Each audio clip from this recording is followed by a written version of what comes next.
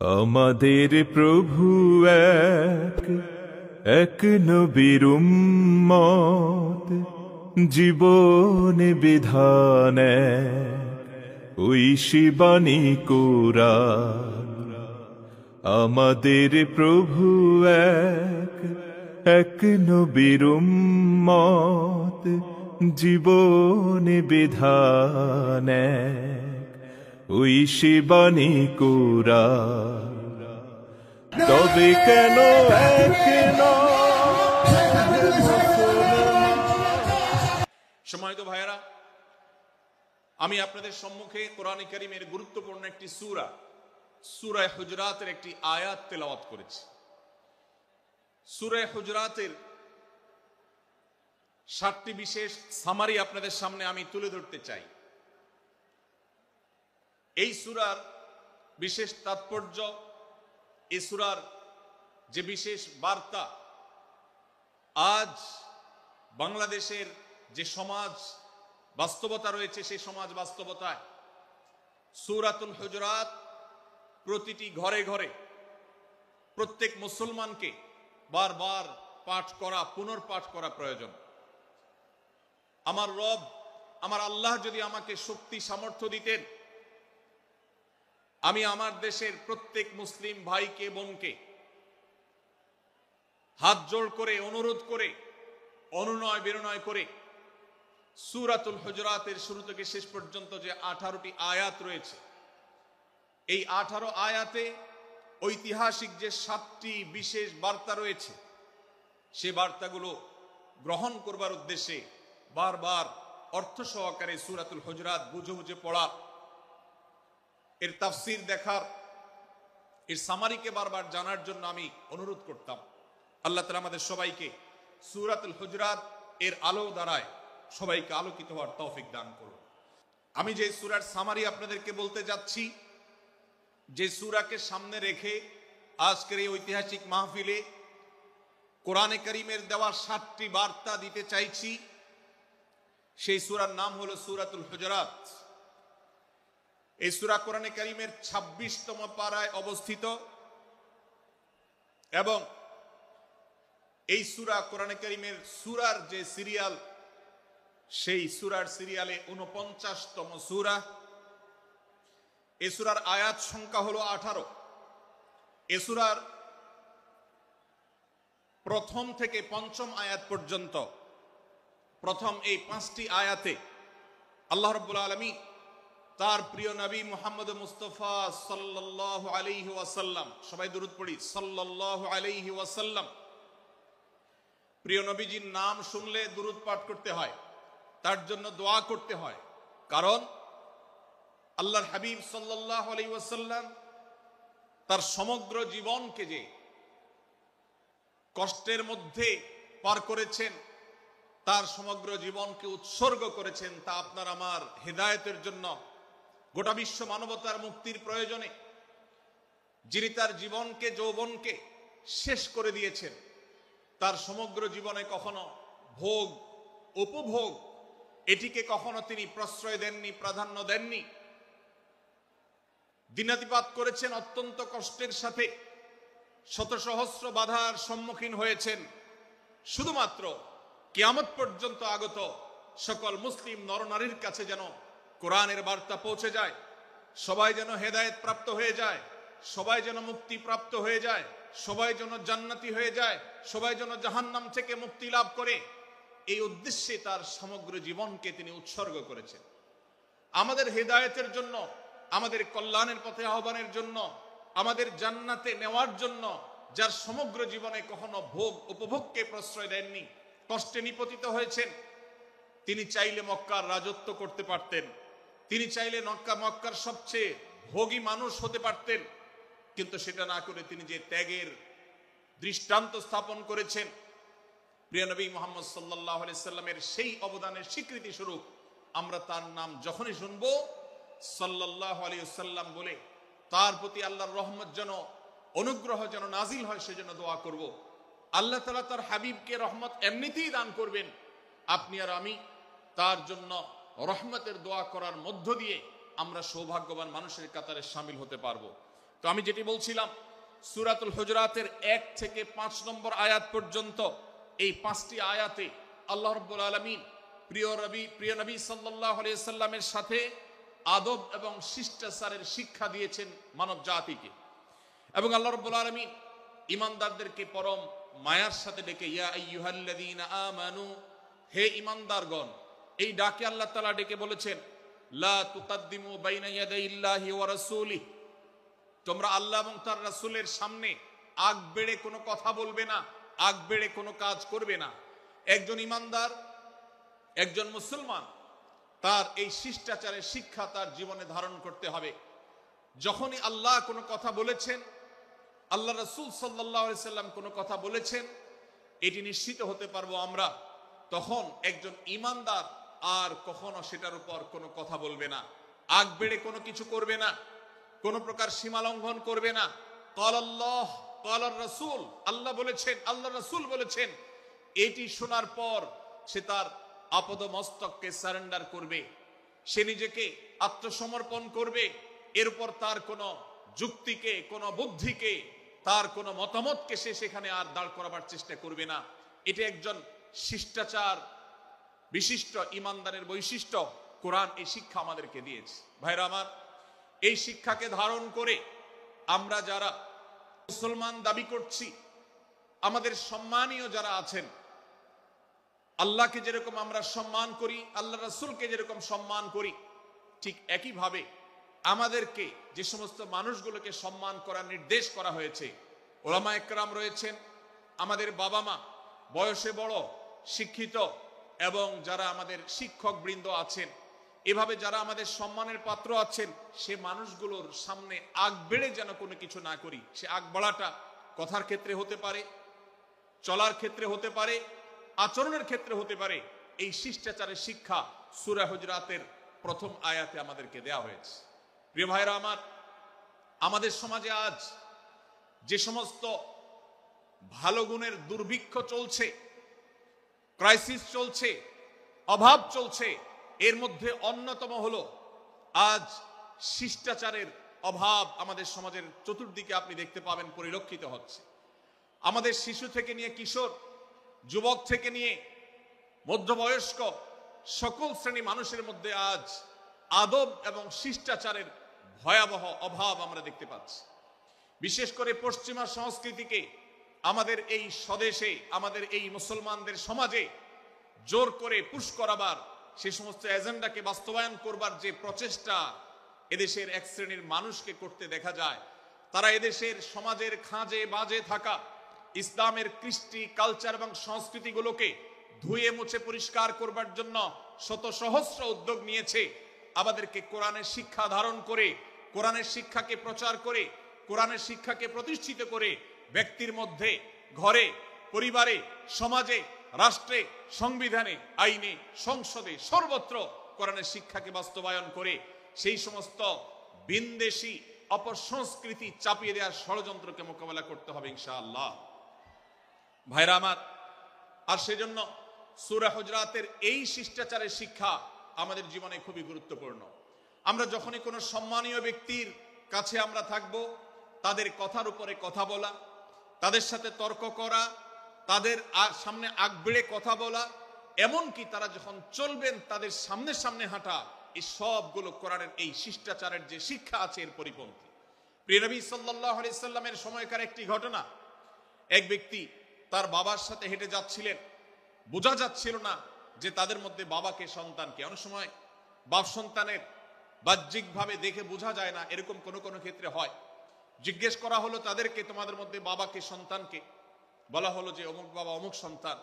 তখন নির্দেশনা দেওয়া হলো যে সন্তান তার হাঁটা এবং চলার মধ্য দিয়ে এই বিনয়ের প্রকাশ ঘটাতে হবে, আনুগত্যের প্রকাশ ঘটাতে হবে, সম্মান এবং শ্রদ্ধার প্রদর্শন করতে হবে, যার মধ্য দিয়ে বোঝা যায় যে কে সন্তান আর কে বাবা। এর জন্য জিজ্ঞেস করতে না হয়। আজ আমাদের যারা তরুণ আছি, আমরা যুবক আছি, আমরা অনেকেই পশ্চিমা সংস্কৃতি দ্বারা প্রভাবিত হয়ে আমরা শিষ্টাচারের এই গণ্ডি এবং সীমানা পার হয়ে চলে গেছি। কোরআন আমাদেরকে শিষ্টাচারের শিক্ষা দিচ্ছে যে আমরা সিনিয়রদের সামনে বিনয়ের সাথে আচরণ করব, তাদের সামনে সামনে চলা থেকে বিরত থাকব, যথাসম্ভব তাদেরকে অনুসরণ করার চেষ্টা করব। তাদের সাথে কথা হবে, তাদের আগ বেড়ে কথা হবে না, তাদের কোনো জিজ্ঞাসা থাকলে সেটার উত্তর হবে বিনয়ের সাথে। এই শিষ্টাচারের শিক্ষা আমাদেরকে দেয়া হয়েছে। এবং একইভাবে সূরা হুজুরাতের প্রথম বার্তার মধ্যে নবী সাল্লাল্লাহু আলাইহি সাল্লামের সাথে আরেকটি শিষ্টাচার শেখানো হয়েছে, তা হলো আল্লাহ রাব্বুল আলামিন আমাদের কণ্ঠকে, আমাদের আওয়াজকে, আমাদের কথাকে নবী সাল্লাল্লাহু আলাইহি সাল্লামের কথার চাইতে যেন আগ বেড়ে না যায়, তার চাইতে যেন উঁচু কণ্ঠে আমরা কথা না বলি, তার চাইতে যেন উচ্চ স্বরে কথা না বলি, সেই শিক্ষা দিয়েছেন। সেই শিষ্টাচারের শিক্ষা আমাদেরকে দেওয়া হয়েছে।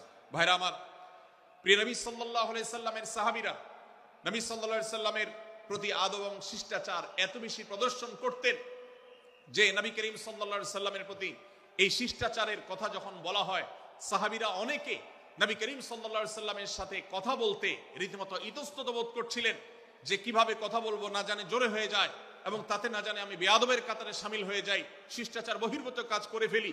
এবং আল্লাহ তাআলা যে সতর্কীকরণ করেছেন সূরা হুজুরাতের এই 1 থেকে 5 নম্বর আয়াতের মধ্যে, তার আওতায় আমি না জানে পড়ে যাই।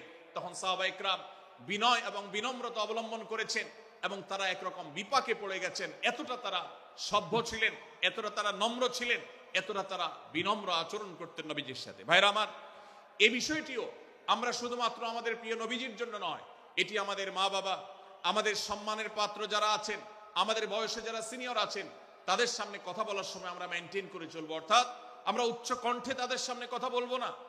এই মাহফিলে এখনো শত শত হাজারো মানুষ হয়তো এমন আছেন যারা মায়ের সামনে, বাবার সামনে, বড় ভাইয়ের সামনে, শিক্ষকের সামনে, সিনিয়রদের সামনে, মুরব্বীদের সামনে, ওলামাদের সামনে উচ্চ কণ্ঠে কথা বলেন। প্রিয় ভাইরা আমার, আমরা মুসলমানদের সন্তান, আমরা মুহাম্মদ সাল্লাল্লাহু আলাইহি সাল্লামের উম্মত, আমরা আবু বকর, ওমর, ওসমান, আলী রাদিয়াল্লাহু আজমাইনের অনুসারী, আমরা কোরআনের অনুসারী। কোরআনের অনুসারী কখনো বেয়াদব হতে পারে? কোরআনের অনুসারী কখনো বেয়াদব হতে পারে?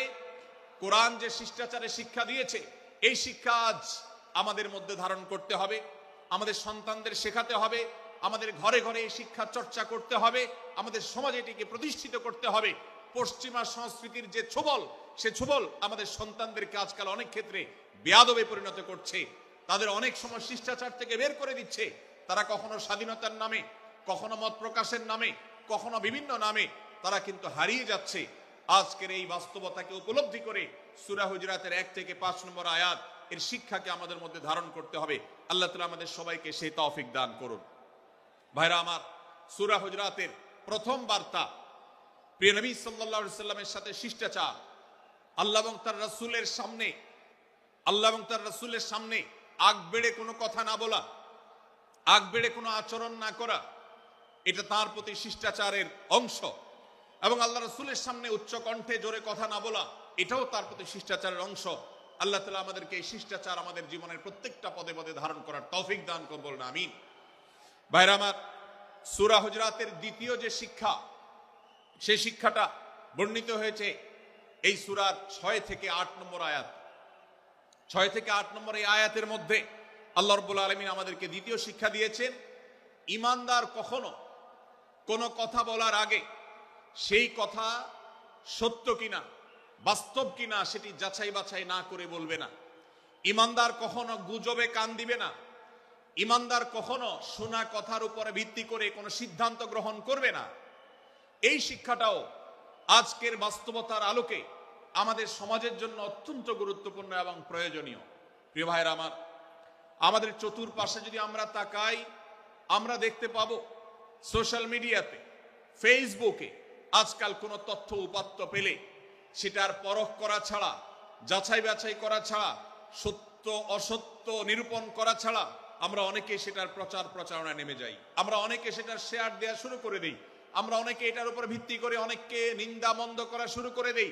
এমনকি আজ আমরা যেই জায়গায় দাঁড়িয়ে আছি, বাংলাদেশের যে সামাজিক বাস্তবতা, সেই বাস্তবতার আলোকে বলা যায় অনেক সময় অনেক ব্যক্তিকে সমাজে মিডিয়ার মাধ্যমে নানাভাবে হয়রানি করে তাকে খারাপ মানুষ হিসাবে, কালপ্রিট হিসাবে দেখানো হয়, অথচ তার দোষ, যে সমস্ত দোষের কথা তাকে বলা হয়, যে সমস্ত দোষে তাকে দোষী বানানো হয়, সে সমস্ত দোষ থেকে তিনি শত সহস্র গুণ পবিত্র এবং পরিচ্ছন্ন।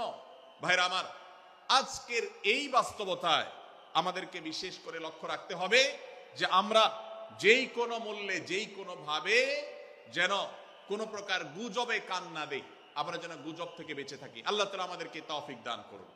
6 থেকে 8 নম্বর আয়াত যদি আপনি পাঠ করেন সূরা হুজুরাতের, আপনি দেখতে পাবেন সেখানে আল্লাহ রাব্বুল আলামিন ঈমানদারদেরকে যেই কোনো সংবাদ, যে কোনো তথ্য, বিশেষ করে অনির্ভরযোগ্য সূত্র থেকে যখন পাবে, ফাসিক থেকে যখন শুনবে, যার ভিতরে আল্লাহর ভয় নাই সেরকম মানুষ থেকে যখন পাবে, সেই সংবাদ তথ্য উপাত্ত যাচাই করা ছাড়া সেই সংবাদ যেন বলে না বেড়ায়। আপনি শহরে যান কিংবা গ্রামে, শিক্ষিত দেখুন কিংবা অশিক্ষিত, সর্বশ্রেণীর মানুষের মধ্যে আজ এই ব্যাধি দেখতে পাবেন চরম আকার ধারণ করেছে।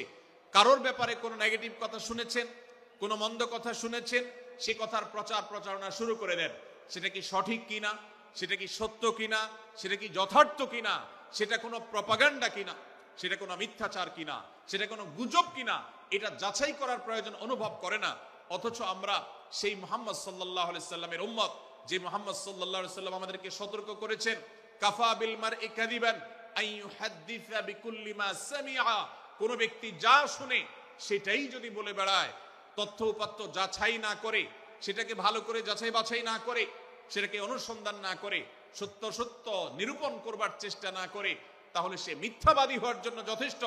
এজন্য আজকের এই মাহফিল থেকে আমরা অঙ্গীকার করে যাব, আজকের এই মাহফিল থেকে আমরা নিয়ত করে যাব, এই মজলিসে বসে এই মুহূর্তে নিজে নিজে সংকল্প করব, আমার জীবনে সোশ্যাল মিডিয়া কিংবা ফেসবুকে, ইউটিউবে অথবা অফলাইনে আমার বাস্তব জীবনে আমি কখনো কোনো মানুষ সম্পর্কে যে কোনো তথ্য উপাত্ত পেয়ে ভুল কোনো ধারণা, মন্দ কোনো ধারণা কারো প্রতি পোষণ করব না।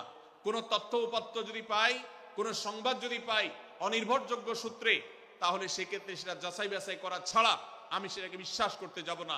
এটাই হলো আমাদের ঈমানের দাবি। ভাইরা আমার, একজন ঈমানদার এতটা সরল হবে না যে যা শুনবে সে সেটাকে বিশ্বাস করে বসবে। একজন ঈমানদার এতটা বাস্তবতা থেকে দূরে থাকবে না যে তিনি তার পাওয়া কোনো সংবাদকে অনুসন্ধান করবে না। আল্লাহ তাআলা আমাদের সবাইকে সূরা হুজুরাতের এই দ্বিতীয় শিক্ষাটাকে আমাদের জীবনে ভালো করে ধারণ করার তৌফিক দান করুন। আল্লাহ বলেছেন, ইয়া আইয়ুহাল্লাযীনা আমানু, হে ঈমানদারেরা, ইন জাআকুম ফাসিকুম বিনাবাইন ফাতাবায়ানু, তোমাদের কাছে কোনো ফাসিক, যার মধ্যে আল্লাহর ভয় নেই, এরকম কোন মানুষ যদি কোন সংবাদ উপস্থাপন করে, এমনকি গণমাধ্যমেও যদি কোনো সংবাদ প্রচারিত হয়, সংবাদদাতার মধ্যে যদি আল্লাহর ভয় না থাকে, সে যদি টাকার বিনিময়ে কারোর চরিত্র হনন করতে পারে, সে যদি অ্যাডভার্টাইজ পেয়ে কোনো কোম্পানির হয়ে দালালি করতে গিয়ে অন্য কারোর বিরুদ্ধে কোনো মিথ্যাচার করে, সে যদি বিদেশিদের এজেন্ডা বাস্তবায়ন করতে গিয়ে আলেম সমাজের চরিত্রকে কলঙ্কিত করে, কোনো ভালো মানুষকে দোষী হিসাবে সাব্যস্ত করে, তো আল্লাহ তাআলা আমাদেরকে সতর্ক করেছেন, ফাতাবায়ানু, সেই সংবাদ সত্য কিনা আমাদেরকে যাচাই করতে হবে। আন তুসিবু কওমান বিজাহালাহ ফাতুসবিহু আলা মা ফাআলতুম নাদিমিন, যদি আমরা যাচাই বাছাই না করে যা শুনি সেটাকে বিশ্বাস করতে থাকি, তাহলে আমরা এক সময় লজ্জিত হতে হবে, অনুতপ্ত হতে হবে আমাদের এই ভুল অবস্থানের কারণে। এজন্য ভাইরা, আজকের এই মাহফিল থেকে আমরা প্রতিশ্রুতি নিজের সঙ্গে নিজে দিয়ে যাব যে আমরা কখনো কোনো তথ্য উপাত্ত পেলে, কোনো সংবাদ পেলে, সেটাকে বিশেষ করে কারোর চরিত্র সম্পর্কিত যদি হয়, কারোর সম্পর্কে নেগেটিভ যদি হয়, তাহলে সেটাকে বিশ্বাস করবার আগে ভালো করে অনুসন্ধান করব। যতক্ষণ আমি নিশ্চিত না হব ততক্ষণ পর্যন্ত সেটার প্রচার করব না। আল্লাহ তাআলা আমাদের সবাইকে কোরআনের এই শিক্ষাটাও আমাদের জীবনে ধারণ করবার তৌফিক দান করুন। ভাইরা আমার, তৃতীয় যে শিক্ষা সূরা হুজুরাতের, সেটি হলো আল্লাহ রাব্বুল আলামিন সূরা হুজুরাতের 9 এবং 10 নম্বর আয়াতে ঈমানদারদের মধ্যে যদি কখনো মতভিন্নতা, মতপার্থক্য, যে এটা যদি মারামারিতে পরিণত হয়, ঈমানদারদের মধ্যে যদি কখনো দুই পক্ষ গন্ডগোল এবং ফাসাদের মধ্যে লিপ্ত হয়ে যাওয়ার মতো দৃশ্যের অবতারণা হয়, তাহলে আমরা যেন আমাদের মুসলমান ভাইদের ঘর পোড়ার মধ্যে আলু পোড়া দিতে না যাই। আমরা যেন আমাদের মুসলমান ভাইদের মধ্যকার বিভেদকে আরো বৃদ্ধি করতে সহায়তা না করি। আমরা যেন মীমাংসার পথ অবলম্বন করি। আমরা যেন তাদের মধ্যকার সম্পর্কের যে অবনতি হয়েছে সেটাকে দূর করবার চেষ্টা করি। আল্লাহ রাব্বুল আলামিন এই নির্দেশ দিতে গিয়ে বলেছেন, ওয়া ইন তাইফাতানি মিনাল মুমিনিনা ইকতাতালু, যদি ইমানদারদের দুটি দল, দুটি গ্রুপ নিজেদের মধ্যে মারামারিতে লিপ্ত হয়ে যায়, ফাসলিহু বাইনাহুমা, তাহলে তোমরা সেই বিবাদমান দুটি দলকে মীমাংসা করবার চেষ্টা করবে। আজ আমাদের মধ্যে এরকম বহু বিষয়কে কেন্দ্র করে মুসলমানদের মধ্যে অনেক সময় মুখোমুখি অবস্থান আমরা দেখতে পাই, যা দুর্ভাগ্যজনক, যা হওয়ার কথা ছিল না। এমনকি জাগতিক বিষয়ে যেমন হয়, ধর্মের নামে, ইসলামের নামে আজ আমরা হাজার হাজার টুকরা হয়েছি। আজ গোটা বিশ্বে আমাদের মুসলমানদের যে অবস্থান দুর্বল হয়েছে, এর অন্যতম প্রধান কারণ হলো আমাদের অনৈক্য। আমরা যদি আজ আহলে কিবলা, আহলে সুন্নাহ ওয়াল জামাআতের অনুসারীরা নানান মত এবং পথের অনুসারী হওয়া সত্ত্বেও, নানান থট এবং পন্থার অনুসারী হওয়া সত্ত্বেও, আমরা যদি মৌলিক বিষয়গুলোর উপর সবাই ঐক্যবদ্ধ থাকতাম, আমরা যদি আল্লাহ তাআলার দেওয়া ইত্তিহাদ মাল ইখতিলাফ, বৈচিত্র্যময় ঐক্য, বিভিন্ন বিষয়ে মতভিন্ন থাকা সত্ত্বেও মৌলিক বিষয়ে ঐক্যমতে আমরা যদি থাকতে পারতাম, আমাদের মধ্যে যদি মুসলিম ভ্রাতৃত্ববোধ থাকতো, আমাদের মধ্যে যদি বলয় ভিত্তিক যে দেয়াল আর প্রাচীরগুলো আছে সেগুলো যদি না থাকতো, তাহলে আজ বাংলাদেশের বাস্তবতা হলো, বাংলাদেশে আল্লাহর কোরআন, আল্লাহ রাসূল সাল্লাল্লাহু আলাইহি ওয়াসাল্লামের হাদিসের আলোকে বাংলাদেশ আজ অটোমেটিক পরিচালিত হতো, ঠিক কিনা বলেন? আমরা যদি আজ ঐক্যবদ্ধ থাকতাম, তাহলে এদেশের হাতে গোনা যাবে এরকম স্বল্প সংখ্যক নাস্তিকেরা, ইসলাম এবং মুসলমানদের শত্রুরা, তারা আমাদেরকে নিয়ে তারা আজ যে খেলা খেলছে, আমাদেরকে যে তারা শাসন করছে, আমাদেরকে যে তারা তাদের অধীনস্থ করে রাখছে, আমাদের উপরে যে আজ ভিনদেশি কালচার চাপিয়ে দিচ্ছে, আমাদের উপরে তারা যে আজ কর্তৃত্ব করছে, আমাদেরকে আজ টুকরা টুকরা করছে, এই দুঃসাহস তারা কোনোদিন দেখাতে পারতো না যদি আমরা ঐক্যবদ্ধ থাকতাম। ভাইরা আমার, এই জন্য আমরা সব বিষয়ে সবাই একমত হব না। আজকের এই মাহফিলে যত মানুষ এসেছেন সবাই সব বিষয়ে একমত নন। এমনকি আজকের এই মাহফিল কর্তৃপক্ষ যে আয়োজন করছেন 3 দিন ব্যাপী, এই মাহফিলে আপনারা দেখেছেন এখানে কওমি এবং আলিয়া উভয় জায়গা থেকে বক্তা নির্বাচন করা হয়েছে, অসাধারণ সমন্বয় করা হয়েছে। এটি একটি ঐক্যের বার্তা। আমরা আশা করব মাঠ পর্যায়ে আমরা যারা কাজ করব, আমরা প্রত্যেকে আমাদের অন্য মতের, ভিন্ন মতের যে সমস্ত মুসলমান ভাইরা আছেন, তার সাথে আপনার কোনো থটগত মত পার্থক্য থাকতে পারে, চিন্তাগত কোনো ভিন্ন মত থাকতে পারে, কিন্তু দিন শেষে তিনি আপনার মুসলমান ভাই। তার আল্লাহ আর আপনার আল্লাহ এক, তার রাসূল এবং আপনার রাসূল এক, তার কিবলা এবং আপনার কিবলা এক, তার কোরআন আর আপনার কোরআন এক, তার নামাজ আর আপনার নামাজ এক, তার রোজা আর আপনার রোজা এক, তার যাকাত এবং আপনার যাকাত এক, তার সাথে আপনার মোটা এবং মৌলিক বিষয়ে কোনো মত পার্থক্য নাই। অতএব ছোটখাটো বিষয়কে কেন্দ্র করে আপনি যদি তাকে আপনার প্রতিপক্ষ মনে করেন, আপনি যদি তাকে আপনার শত্রু মনে করেন, এটা হবে আপনার ইসলামের জন্য, আপনার জন্য, এদেশের মুসলমানদের জন্য সবচেয়ে বড় ভুল। ভাইরা আমার, হারদুই হযরত আশরাফ আলী থানভী রহমতুল্লাহ আলাইহির সর্বশেষ খলিফা আবরুল হক সাহেব রহমতুল্লাহ আলাইহি বলতেন, दीन के हर काम करने वालों को रफीक समझो, फरीक न समझो। যারাই আল্লাহর দ্বীনকে বুলন্দ করবার জন্য, যারাই আল্লাহর দ্বীনকে সেবা দেওয়ার জন্য, খেদমত করার জন্য কাজ করছে, তার পদ্ধতি তোমার থেকে ভিন্নতর হতে পারে। তাকে তুমি তোমার বন্ধু মনে করো, সহযাত্রী মনে করো, পথযাত্রী মনে করো, সহযোদ্ধা মনে করো, তোমার প্রতিপক্ষ মনে করবে না। প্রিয় ভাইরা আমার, আজ বাংলাদেশে ইসলাম যতটা পিছিয়ে আছে তার প্রধান কারণ হলো আমাদের অনৈক্য। আজ আমরা যদি আমাদের মধ্যকার যে সমস্ত দেয়াল এবং প্রাচীরগুলো, অদৃশ্য প্রাচীরগুলো উঠে আছে, যেগুলো আমাদের মুসলিম ভ্রাতৃত্বকে ভেঙে খান খান করে দিয়েছে, টুকরো টুকরো করে দিয়েছে, যদি আজ আমরা সে সমস্ত অদৃশ্য প্রাচীরগুলো দূরে সরাতে পারতাম, আমার ভিন্ন মতের ভাইকে যদি আমার ভাই মনে করতে পারতাম, তার যদি আমি কল্যাণকামী হতে পারতাম, আল্লাহর কোরআনের ঘোষণা অনুযায়ী এই মুসলমানদের ঐক্যবদ্ধ শক্তিকে দমাবার শক্তি পৃথিবীর কারোর নাই, কারোর নাই, কারোর নাই। আজ আমার ভাইয়েরা ফিলিস্তিনে মার খাচ্ছে, যদি আজ গোটা বিশ্বের মুসলমানরা আমরা ফিলিস্তিনে মুসলমানদের উদ্ধারের ব্যাপারে ঐক্যবদ্ধ থাকতাম, ফিলিস্তিনে মুসলমানের দিকে চোখ তুলে তাকাবার শক্তি বিশ্বের কোনো কাফেরদের থাকতো না। আজ যদি আমরা আমাদের মুসলমান নির্যাতিত ভাইদের ব্যাপারে সারা বিশ্বের মুসলমানরা ঐক্যবদ্ধ অবস্থান গ্রহণ করতে পারতাম, মুসলমানের দিকে চোখ তুলে তাকাবার শক্তি বিশ্বের কোনো কারোর থাকতো না। ভাইরা আমার, গোটা বিশ্বে ঐক্য প্রতিষ্ঠা করা আপনার আমার মতো সাধারণ মানুষের দ্বারা হয়তো সম্ভবপর হবে না, কিন্তু আমরা যারা মাঠ পর্যায়ে কাজ করছি, আমি আপনাদেরকে করজোড় করে অনুরোধ করতে চাই। আমি জানি আপনার এলাকাতে, আপনার মহল্লাতে আপনার সাথে অন্য মুসলমান ভাইদের অনেক ক্ষেত্রে মতভিন্নতা আছে। সেটা রাজনৈতিক দৃষ্টিভঙ্গির ক্ষেত্রে হতে পারে, সেটা ধর্মীয় থট এবং মানহাজ মাযহাব মাসলাকগতভাবে হতে পারে, সেটা অন্য কোনো ইস্যু ভিত্তিক মত পার্থক্য হতে পারে।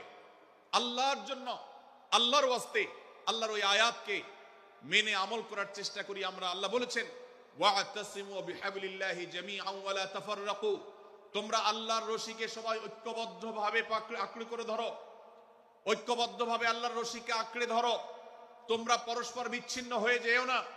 আমরা অনেক ফরজের কথা শুনেছি, নামাজ রোজা ফরজ আমরা জানি, বাবা মার প্রতি সদ্ব্যবহার করার ফরজের কথা আমরা জানি, আত্মীয়তার সাথে সুসম্পর্ক, আত্মীয়তার বন্ধন রক্ষার কথা আমরা জানি, ফরজ হওয়ার কথা জানি, কিন্তু মুসলমানদের ঐক্যবদ্ধ থাকতে হবে এই ফরজের কথা আমরা অনেকেই জানি না। ভাইরা আমার, মুসলমানদেরকে আল্লাহ রাব্বুল আলামিন ঐক্যবদ্ধ থাকার নির্দেশ দিয়েছেন। এই ঐক্যটা এর মানে এই নয় যে সবাই এক মতের হয়ে যাবে সব বিষয়ে। বিভিন্ন বিষয়ে আমাদের মধ্যে মত পার্থক্য থাকবে, তারপরে আমরা একে অন্যের সহযোদ্ধা হব, সহযাত্রী হব, আমরা একে অন্যের কল্যাণকামী হব, একে অন্যের ভালো চাইবো।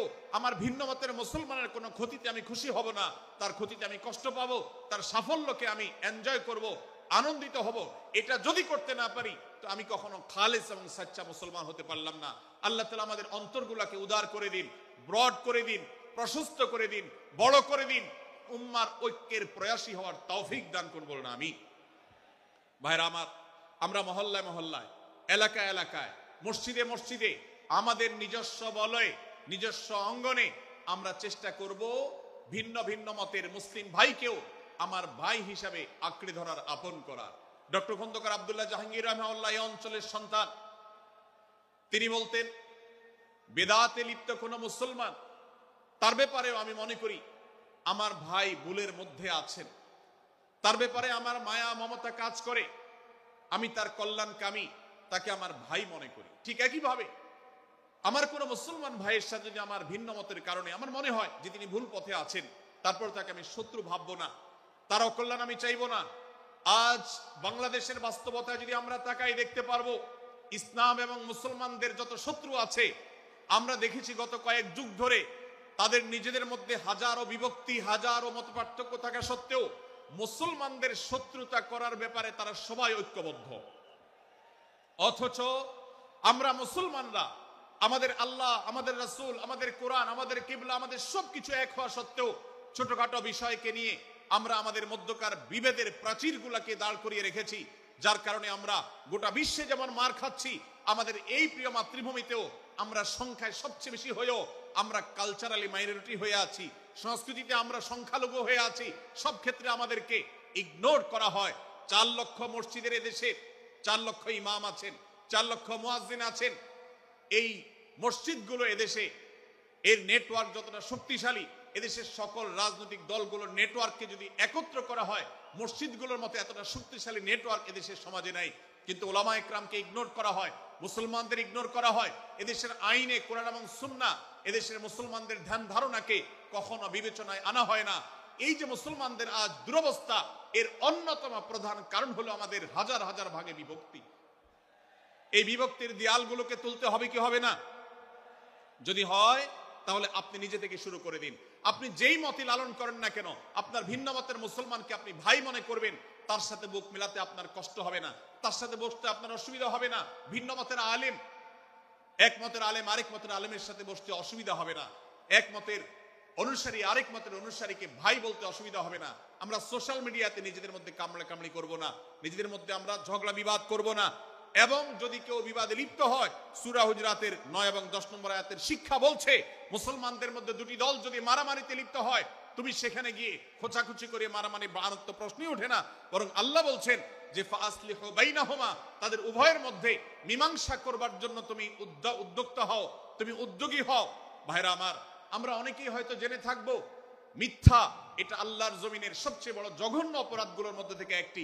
একজন মুসলমান কোন অবস্থাতে মিথ্যা বলতে পারে না, কিন্তু কোন মুসলমান যদি অন্য মুসলমানের সাথে কখনো বিবাদ বিতণ্ডা লিপ্ত হয়ে যায়, দুজন মুসলমান বা দুটি বলয়, দুটি পক্ষ, দুটি গোষ্ঠী মুসলমানদের, তাদের মধ্যে যদি কোনো বিষয় যদি ভুল বুঝাবুঝি তৈরি হয়, ভিন্ন মত সৃষ্টি হয়, একে অন্যের সাথে শত্রু ভাবাপন্ন হয়ে যায়, তাহলে তাদের দুইজনের মধ্যে বা দুই পক্ষের মধ্যে মীমাংসা করবার জন্য কেউ যদি মিথ্যা কথাও বলে, অর্থাৎ আপনি এক পক্ষের কাছে গিয়ে বললেন, ভাই আপনি যাকে এত খারাপ মনে করছেন, যার ব্যাপারে আপনি এতটা রাগান্বিত হয়ে আছেন, আমি তো জানি তিনি আপনার ব্যাপারে অনেক সফট চিন্তা রাখেন, আপনার ব্যাপারে অনেক ইতিবাচক ভাবনা রাখেন, আপনার ব্যাপারে অনেক সুধারণা পোষণ করেন। আপনি যদি একজন মুসলমানের কাছে গিয়ে, এক পক্ষের কাছে গিয়ে যদি এই কথাটা বলেন, বাস্তবে তিনি যদি এটা নাও বলেন, তারপরেও আপনি যদি এই মিথ্যা কথা বলেন, এই মিথ্যা এটা শুধু জায়েজ নয়, বরং এই মিথ্যাটা এর মাধ্যমে আপনি যে তাদের পরস্পরের সম্পর্ককে ভালো করার চেষ্টা করেছেন, এর মাধ্যমে আপনি আল্লাহর কাছে নেকি এবং সওয়াব পাবেন ইনশাআল্লাহ। ভাইরা আমার, তাহলে দুজন মুসলমান, দুটি পক্ষ, দুটি দল, দুটি বলয়, দুটি গোষ্ঠী যদি কখনো ভিন্ন মত তাদের মধ্যে তৈরি হয়, সেটা যদি মারামারিতে গিয়ে পৌঁছায়, সেটা যদি বিবাদ বিতণ্ডা পর্যন্ত গিয়ে পৌঁছায়, আমাদের কাজ হবে মধ্যে থেকে সেটাকে মীমাংসার মাধ্যমে দূরত্বকে কমানো। আমরা কখনো দূরত্ব বাড়াবো না, পারলে দূরত্ব কমাবো। ডক্টর খন্দকার আব্দুল্লাহ জাহাঙ্গীর রহমতুল্লাহ একটা কথা বলতেন, মুসলমানদের বাড়িতে যে আগুন লেগেছে, বিভেদের আগুন, মতবিরোধের আগুন, মত পার্থক্য, এটা মতবিরোধে যে পৌঁছে গেছে, এ আগুন আমার নাই, এত পাওয়ার নাই যে বহুদা বিভক্ত মুসলমানদেরকে আমি ঐক্যবদ্ধ করে ফেলবো, এত শক্তি আমার হাতে নেই। কিন্তু একটা শক্তি আমার কাছে আছে ভাই, সেটা হলো যে বিবাদমান মুসলমানদের মধ্যে বিবাদ যেন আর না বাড়ে, বিবাদের যে আগুন লেগেছে সে আগুনে যেন আর ঘি ঢালা না হয়, কেরোসিন ঢালা না হয়, সেজন্য আমি ভূমিকা রাখতে পারি। আমি আপনাদেরকে বিনয়ের সাথে অনুরোধ করতে চাই, যত বিষয় নিয়ে আমাদের মুসলমানদের পরস্পরের মত পার্থক্য আছে, হতে পারে সেটা মাসআলা নিয়ে, হতে পারে সেটা রাজনৈতিক অবস্থানকে কেন্দ্র করে, হতে পারে অন্য কোনো বিষয়কে কেন্দ্র করে, আল্লাহর ওয়াস্তে আপনি বিভেদ মিটাতে পারেন আর না পারেন, বিভেদ যেন না বাড়ে সেজন্য আপনি অবস্থান গ্রহণ করবেন, বিভেদ বাড়ার ক্ষেত্রে কোনো ভূমিকা পালন করবেন না, এবং সব সময় উম্মার ঐক্য প্রয়াস চাইবেন, প্রয়াস চালাবেন, উম্মার ঐক্য চেষ্টা করবেন। আল্লাহর কাছে আপনি যে দোয়াগুলো করেন, এর মধ্যে একটা দোয়া যেন এটাও থাকে, হে আল্লাহ, আমরা বহুদা বিভক্ত হয়ে গেছি, আমরা টুকরা টুকরা হয়ে গেছি, যার কারণে তোমার ভাষ্য অনুযায়ী ফাতাফশালু ওয়া তাযহাবা রিহুকুম, আজ আমাদের শক্তি শেষ হয়ে গেছে, আমরা দুর্বল হয়ে গেছি। আজ বাংলাদেশের বাস্তবতা যদি আমরা বলি, যে দেশের 90-95 ভাগ মানুষ মুসলমান, সে দেশে আজ হাতে গোনা কিছু নাস্তিক, কিছু ইসলাম বিদ্বেষী, মুসলমান বিদ্বেষীরা, তারা আমাদেরকে আজ উঠা বসা করায়, তারা আমাদের আইন নির্ধারণ করে, তারা আমাদের শাসক নির্ধারণ করে, তারা আমাদের সব বিষয়গুলোকে নির্ধারণ করে দেয়। আমাদের সন্তানরা পাঠ্যপুস্তকে কি পড়বে সেটাও ইসলাম বিদ্বেষীরাই ঠিক করে দেয়। ভাইরা আমার, এই অবস্থার যদি পরিবর্তন চাই, তাহলে আমাদের মধ্যকার দূরত্বগুলো কমাতে হবে। এজন্য আপনার দোয়ার মধ্যে আল্লাহর কাছে নিবেদন করুন, আল্লাহ আপনি আমাদের মধ্যকার বিভেদগুলো কমিয়ে দিন, আল্লাহ আমাদের ওলামাদেরকে ঐক্যবদ্ধ করে দিন, আল্লাহ আমাদেরকে ইত্তেহাদ মাল ইখতিলাফ, বৈচিত্র্যময় ঐক্য, মতভিন্ন থাকা সত্ত্বেও মৌলিক বিষয় ঐক্যবদ্ধ হওয়ার তৌফিক দান করুন। সীসাঢালা প্রাচীরের মতো আমাদেরকে কাঁধে কাঁধ মিলিয়ে আল্লাহ এবং তার রাসূল সাল্লাল্লাহু আলাইহি সাল্লামের আদেশ নিষেধকে ব্যক্তি, সমাজ, পরিবার, রাষ্ট্রে সর্বত্র বাস্তবায়নের জন্য কাজ করার তৌফিক দান করুন। আমরা আমাদের দোয়ার মধ্যে মুসলমানদের ঐক্যের জন্য দোয়া করব তো ইনশাআল্লাহ। আল্লাহ তাআলা আমাদেরকে সেই তৌফিক দান করুন। ভাইরা আমার, তাহলে সূরা হুজুরাতের তৃতীয় শিক্ষা বলছিলাম, 9 থেকে 10 নম্বর আয়াতে আল্লাহ রাব্বুল আলামিন মুসলমানদের মধ্যে যদি কখনো বিবাদ বিতণ্ডা, মারামারি, হানাহানি সৃষ্টি হয়, তাহলে সেটিকে মীমাংসা করবার কথা বলেছেন। অতএব যদি কোনো স্বামী স্ত্রীর মধ্যেও কখনো মনোমালিন্য তৈরি হয়, আপনার যদি সেখানে ভূমিকা রাখবার সুযোগ থাকে, আপনি চেষ্টা করবেন উভয়ের মধ্যে দূরত্বটা কমাবার জন্য।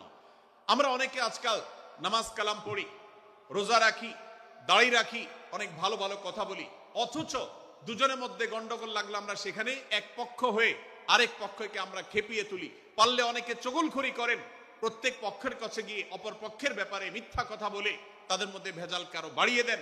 এই জন্য নবী সাল্লাল্লাহু আলাইহি ওয়াসাল্লামের ঐতিহাসিক হাদিস রয়েছে, লা ইয়াদখুলুল জান্নাতা নাম্মাম, যে ব্যক্তি চগলখড়ি করে, দুজনের মধ্যকার গন্ডগোল ফাসাদ বৃদ্ধিতে যে ব্যক্তি ভূমিকা রাখে, ভেজাল লাগায়, এই চগলখোর কখনো জান্নাতে যাবে না। আমাদের অনেকেরই এই দুঃস্বভাব আছে, এই খারাপ চরিত্র আছে।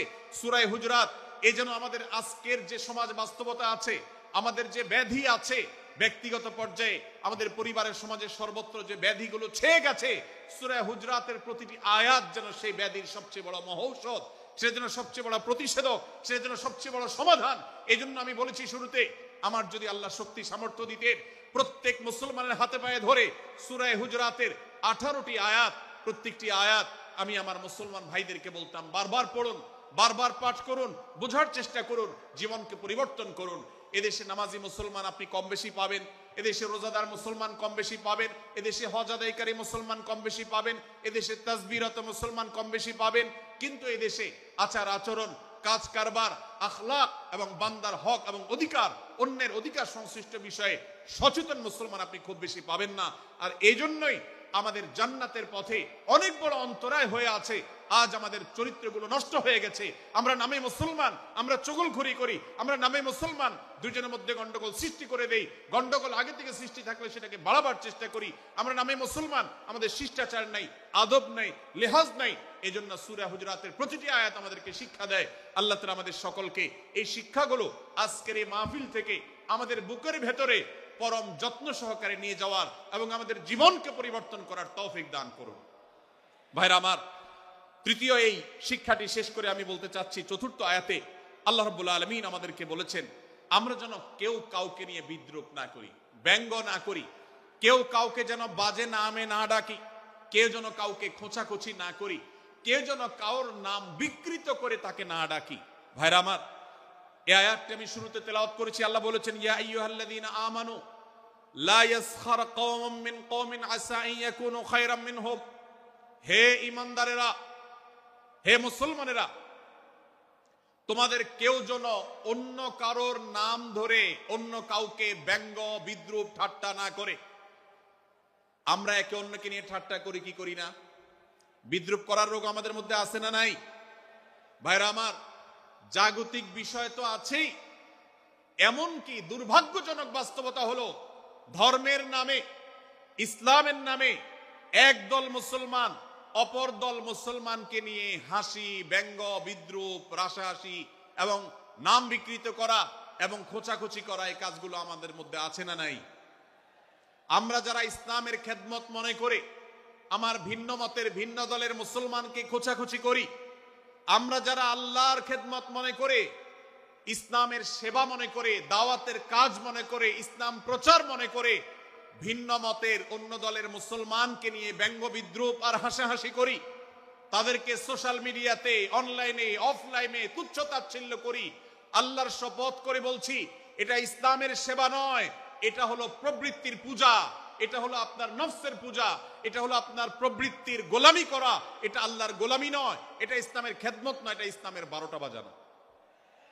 ভাইরা আমার, কোন অবস্থাতে একজন মুসলমান অন্য মুসলমানকে নিয়ে ব্যঙ্গ বিদ্রূপ করতে পারে না।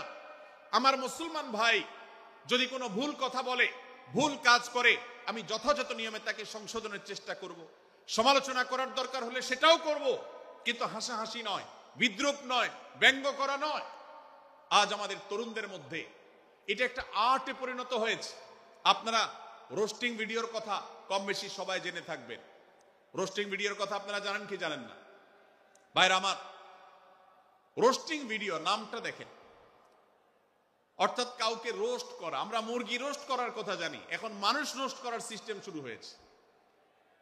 একজন মানুষের কোনো ভুল কিছু পেয়েছেন, অবশ্যই আপনি সমালোচনা করবেন। আপনি একজন মুসলমান হিসেবে জানতে হবে কারোর ভুলের সমালোচনার মূলনীতি আছে। মূলনীতি আছে না নেই? কোরআন এবং সুন্নাহর বাতানো যে প্রিন্সিপাল, সেটাকে লক্ষ্য করে, সেটাকে আমলে নিয়ে, সেটাকে ধরে ধরে যদি আপনি সমালোচনা না করেন, তাহলে আপনার এই সমালোচনা এটাই আপনাকে জাহান্নামে নেওয়ার কারণ হতে পারে। ভাইরা আমার, আপনি কাউকে রোস্ট করার নামে, কাউকে সমালোচনা করার নামে, হতে পারে কেউ ভুল করেছেন, কিন্তু সেটা করতে গিয়ে যদি তার অধিকার নষ্ট করেন, আপনি সীমা ছাড়িয়ে চলে যান, আপনি যদি ব্যঙ্গ বিদ্রুপ করে হারামের পর্যায়ে চলে যান, তাহলে সূরা হুজরাতের আয়াতের আলোকে আপনি কবিরা গুনাহে লিপ্ত হলেন। আমরা অনেকে আছি যে ব্যক্তিগত পর্যায়ে এই বিদ্রুপ করাটাকে আমরা কোনো বিষয় মনে করছি না। সোশ্যাল মিডিয়াতে অনেকগুলো ভিডিও ক্লিপ আছে, আপনাদের চোখে নিশ্চয়ই পড়েছে, আমার চোখে বহু পড়েছে, যে অনেক সময় দেখা যায় বিনোদনের নামে কাউকে খোঁচাখুচি করা, কাউকে অপমান করা, কাউকে হয়তো ধাক্কা দিয়ে পানি দিয়ে ফেলে দেয়া, কাউকে কষ্ট দেয়া, কাউকে হয়তো প্রতারিত করা, এটাকে আমরা এনজয় করি।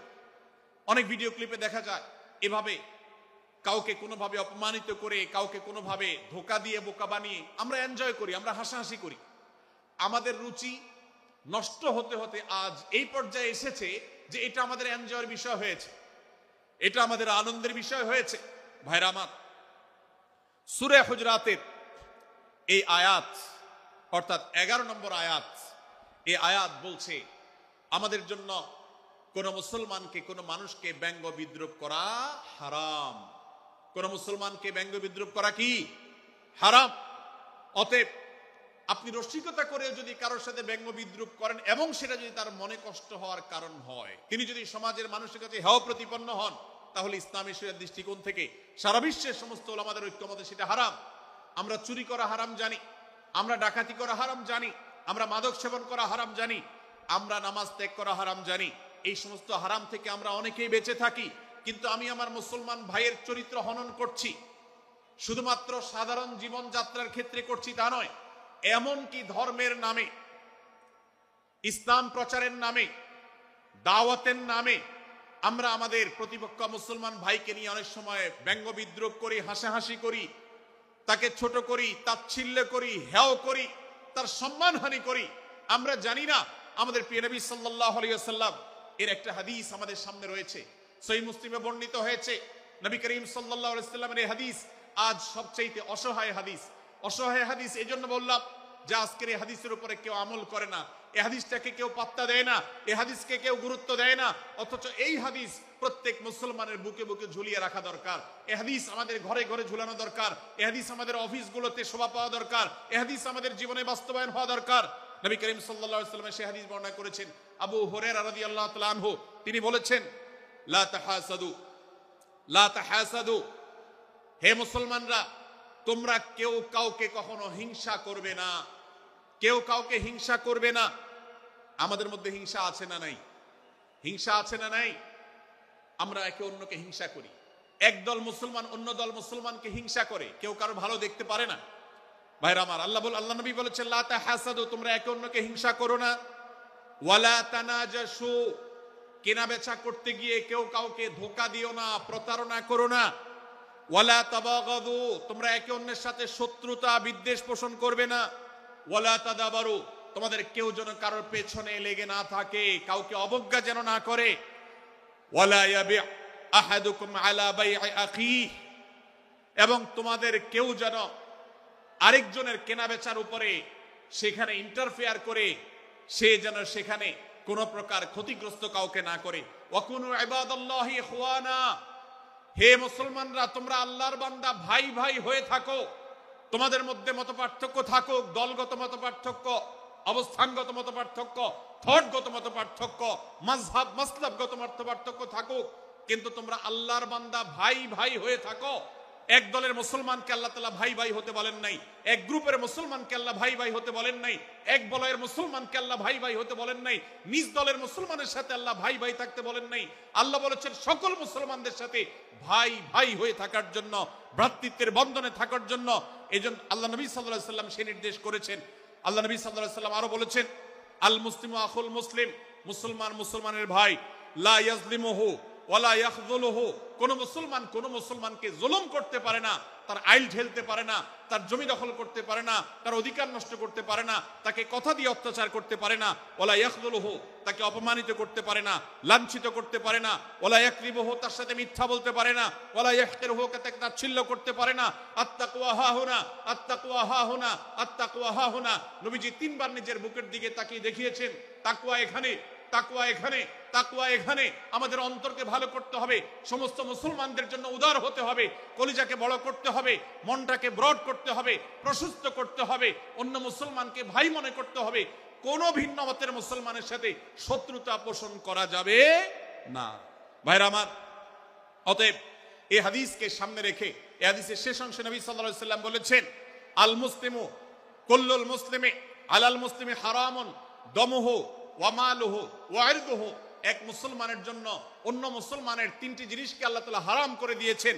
কোন মুসলমানের রক্ত এটা প্রবাহিত করা, কাউকে হত্যা করা যেরকম হারাম, কোন মুসলমানের সম্পদ অন্যায়ভাবে আপনি ভোগ করবেন, দখল করবেন, মেরে দিবেন, এটা হারাম।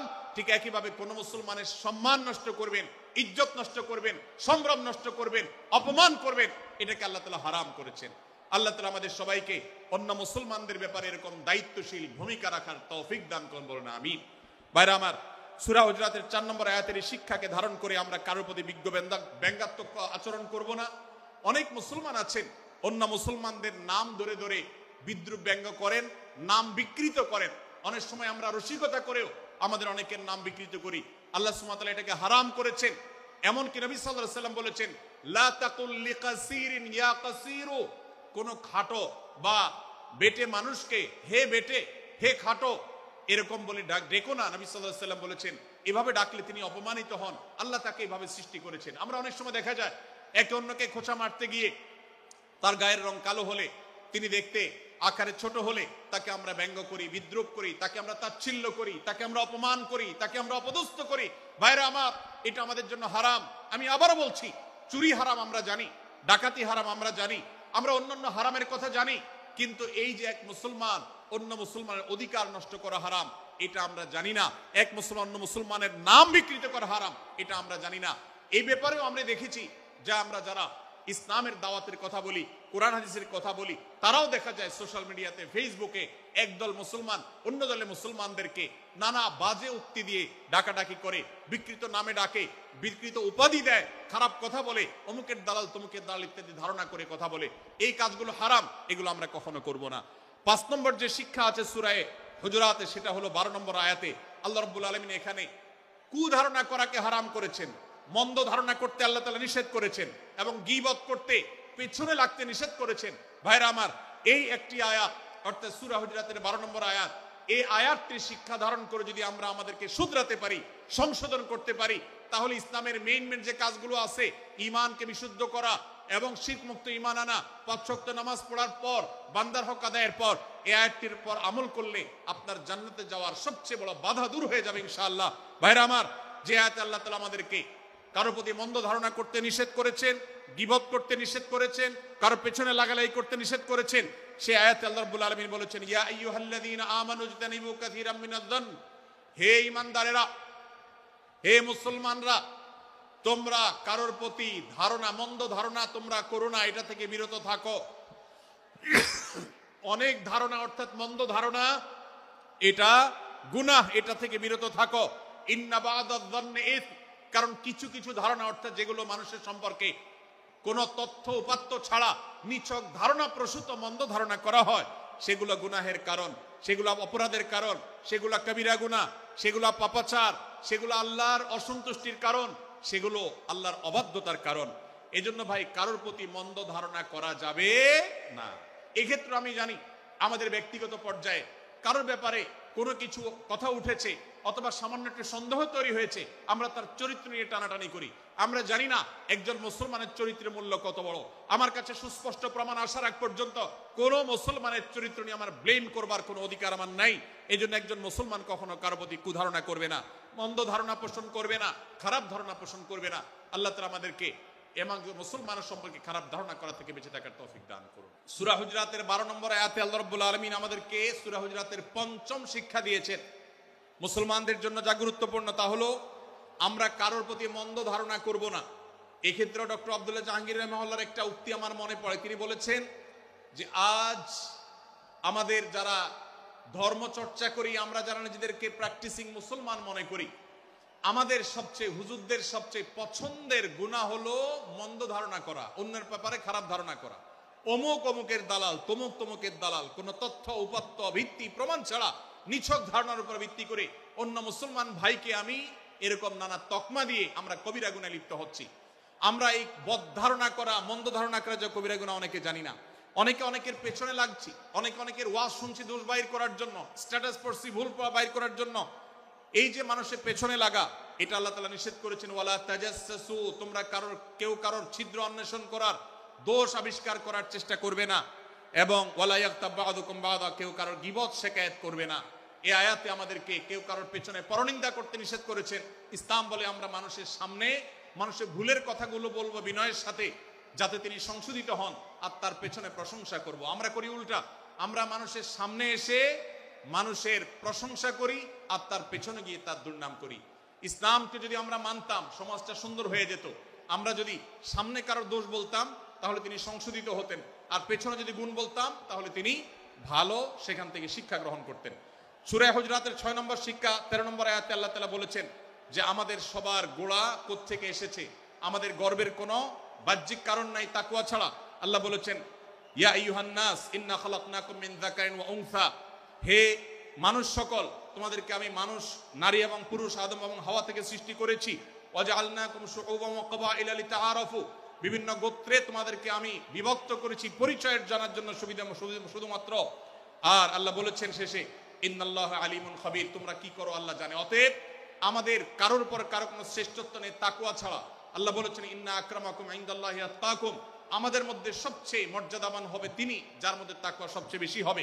আমাদের কোনো বংশগত গৌরব, কোনো অঞ্চলগত গৌরব, অন্য কোনো গৌরব আমাদের থাকবে না, শুধু তাকওয়ার গৌরব আমাদের থাকতে পারে। সেটাও গর্ব, নিষিদ্ধ গর্ব বা অহংকারের মতো নয়, বরং সেটা আমাদের বিনয়ের জায়গা। সর্বশেষ 7 নম্বর যে শিক্ষা সূরা হুজরাতের রয়েছে, সেটা 14 এবং 14 থেকে 18 নম্বর আয়াতে আল্লাহ তাআলা ঈমান এবং ইসলামের চিহ্ন উল্লেখ করেছেন। যে 6টা শিক্ষা উল্লেখ করা হয়েছে, এর আলোকে মুসলমানকে, মুনাফিককে সেটা নিরূপণ হবে। এই জন্য আল্লাহ তাআলা শেষে এটি উল্লেখ করেছেন। এই 7টি শিক্ষাকে ধারণ করে আমরা আমাদেরকে ভালো মুসলমান হিসেবে গড়ে তোলার চেষ্টা করব, আমাদের জীবনকে সাজাবার চেষ্টা করব। আল্লাহ তাআলা আমাদের সবাইকে তৌফিক দান করুন। আমি আবারও এক নজরে বলে শেষ করছি, সূরা হুজরাত কোরআনে কারীমের 26তম পারার একটি সূরা, 49 নম্বর সূরা, কোরআনের 18টি আয়াতের আছে। প্রথম থেকে 5 নম্বর আয়াত পর্যন্ত আল্লাহ রাসূলের সাথে আদব লেহাজ বজায় রাখা, শিষ্টাচার মেনটেন করা, এবং সম্মানীয় ব্যক্তিদের সাথেও এখান থেকে আমরা শিক্ষা নিয়ে আদব লেহাজ বজায় রাখা, তাদের সামনে আগ বেড়ে কথা না বলা, আগ বেড়ে কাজ না করা, উচ্চকণ্ঠে কথা না বলায় শিক্ষা আল্লাহ দিয়েছেন। দ্বিতীয়ত, আমাদেরকে কোনো সংবাদ, বিশেষ করে অনির্ভরযোগ্য তথ্যের সংবাদ শুনে আমাদেরকে কারোর ব্যাপারে ধারণা করার আগে আল্লাহ তাআলা আমাদেরকে যাচাই করার শিক্ষা দিয়েছেন। আমরা যেন গুজবে, আমরা যেন ধারণা প্রসূত কোনো তথ্যে আমরা যেন কান না দেই, সে শিক্ষা আল্লাহ আমাদেরকে দিয়েছেন। এটি 6 থেকে 8 নম্বর আয়াতে, 9 থেকে 10 নম্বর আয়াতে আল্লাহ তাআলা মুসলমানদের 2 গ্রুপের মধ্যে গন্ডগোল দেখা দিলে মীমাংসা করতে বলেছেন, এবং 4 নম্বর শিক্ষা 11 নম্বর আয়াতে বিদ্রুপ করতে নিষেধ করেছেন আল্লাহ তাআলা, কারণ নাম ধরে ব্যঙ্গ করাকে হারাম করা হয়েছে। এবং 5 নম্বর শিক্ষা 12 নম্বর আয়াতে আল্লাহ তাআলা দিয়েছেন, কারোর প্রতি মন্দ ধারণা করা যাবে না, কারোর পেছনে লাগা যাবে না, এবং কারোর মন্দ নামে কাউকে ডাকা যাবে না, কারোর সমালোচনা তার পেছনে করা যাবে না, এগুলোকে হারাম করা হয়েছে। 6 নম্বর শিক্ষা 13 নম্বর আয়াতে আল্লাহ বলেছেন, আমাদের সবার মধ্যে কারোর কোনো শ্রেষ্ঠত্ব নাই তাকওয়া ছাড়া। যার তাকওয়া যত বেশি, আল্লাহ ভীতি যত বেশি, তিনি আল্লাহর কাছে তত শ্রেষ্ঠ এবং সেরা। 7 নম্বর সর্বশেষ শিক্ষা হলো 14 থেকে 18 নম্বর আয়াতে আল্লাহ রাব্বুল আলামিন ঈমানদারদের আলামত, মুনাফিকদের আলামত উল্লেখ করেছেন। সেখান থেকে শিক্ষা নিয়ে আমরা আমাদের ঈমানকে পরখ করার চেষ্টা করব, আমাদের আমলকে পরখ করার চেষ্টা করব। আল্লাহ তাআলা আমাদেরকে সূরা হুজরাতের আলোকে আমাদের জীবনকে গঠন করার তৌফিক দান করুন, বলেন আমিন। আল্লাহ তাআলা আমাদের সবাইকে আজকের এই তাফসীর কোরআন মাহফিল থেকে সূরা হুজরাতের এই 7টি শিক্ষাকে ধারণ করে ভালো মুসলমান, যে মুসলমান সম্পর্কে নবীজি বলেছেন আল মুসলিম আখুল মুসলিম, মুসলমান মুসলমানের ভাই। যে হাদিসে নবীজি বলেছেন যে আল মুসলিমু মান সালিম আল মুসলিমুনা মিন লিসানি ওয়া ইয়াদি, মুসলমান সে যার হাত আর মুখ দ্বারা অন্য কোন মুসলমান কষ্ট পায় না, নিরাপদে থাকে। আমরা আমাদের সমাজকে শান্তিপূর্ণ, সুশৃঙ্খল রাখতে হলে আমাদেরকে মুসলমান হতে হবে, ভালো মানুষ হতে হবে। আমাদের হাত মুখ দ্বারা কেউ কষ্ট পাবে না, কারোর হক নষ্ট করব না, কারোর অধিকার নষ্ট করব না, কারোর কষ্টের কারণ হব না, কাউকে আঘাত করব না, কাউকে গালি দিব না, কারোর কোনো প্রকার অধিকার খর্ব করব না, জুলুম করব না। আল্লাহ তাআলা আমাদের সবাইকে কোরআন এবং হাদিস যে মুসলিমের চিত্র অঙ্কন করেছে, কোরআন এবং হাদিসে মুসলিমের যে রূপরেখা বর্ণনা করেছে, কোরআন এবং হাদিসে যে আদর্শ মুসলমানের চিত্র উপস্থাপন করেছে। আল্লাহ আমাকে, আপনাকে, আমাদের সবাইকে সেই মুসলমান হওয়ার তৌফিক দান করুন, বলুন আমিন। ভাইরা আমার, আমরা মুসলমানরা যদি কোরআন হাদিসের আলোকের সে আদর্শ মুসলমান হতে পারি, বিশ্বের মানচিত্র পরিবর্তন হতে সময় লাগবে না, বাংলাদেশের পরিস্থিতি পরিবর্তন হতে সময় লাগবে না। তবে সবকিছুর আগে আমাদেরকে বদলাতে হবে, আমাদেরকে মুসলমান হতে হবে, কোরআন এবং হাদিসের বাস্তব অনুসারী হতে হবে। প্রকৃত কোরআন হাদিসের অনুসারী হতে পারলেই ইনশাআল্লাহ ইসলামের জয় হবে, কোরআন হাদিসের বিজয় হবে, মুসলমানদের বিজয় হবে, মুসলমানদের দুর্দিনের পরিবর্তন আসবে। আমরা বিশ্ববাসীকে দেখাতে পারবো আমরা সবচেয়ে আদর্শবাদী, আমরা বিশ্বের মানবতার সবচেয়ে বড় আমরা অনুসারী এবং মানবতাকে সবচেয়ে বেশি প্রতিষ্ঠাকারী।